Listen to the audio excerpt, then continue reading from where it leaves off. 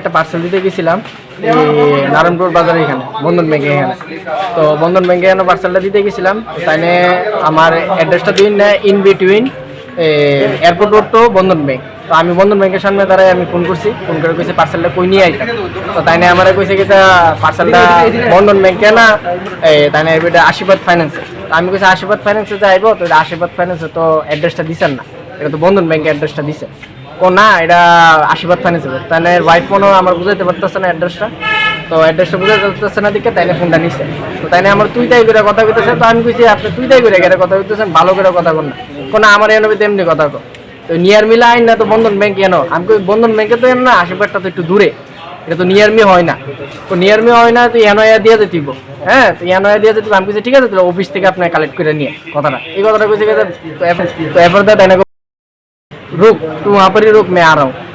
यहाँ पर रुक कौन? আমি কইছি আমারে গালি দিলে তো আমি 100 বার একটা গালি বা একটা কিছু কমু, তো আমি কইছি। তো কোয়ার পরে তাইলে লগ লগ মানে বাইকটা নিয়ে আয়া আমার সামনে স্ট্যান্ডও করছে না, বাইকটা স্ট্যান্ড না করে আমার 7 থেকে 8টা শট দিছে। এরপরে তো বাকি যে দূর পারে আমার একটু জুতা টুতা দিয়ে যেমন পারে আমার মারছে। নারায়ণপুর বাজার বন্ধন ব্যাংকের সামনে। এখন যেটা যাই যা করছে এটা বিচারো কেরে, আমি যদি কোনো ভুল করে দেয় আমার কোম্পানিরা জানায়, বা আমি যদি পার্সেল না দিতে পারি তাহলে এটা কমপ্লেন করুক। কিন্তু এমন তরফভাবে তো গায়ে হাত তোলাটা তো কোনো উচিত না। তারা এখানে যেতেছে এটা শেষ করে লাইতাম, তাই না? সিএসএফ এ চাকরি করে, বিএসএফ এ চাকরি করে এয়ারপোর্টে, তো তাই না যেতেছে এটা ওইখানেই শেষ করে লাইতাম, ওইখানে ঘটনাটা শেষ করে লাইতাম।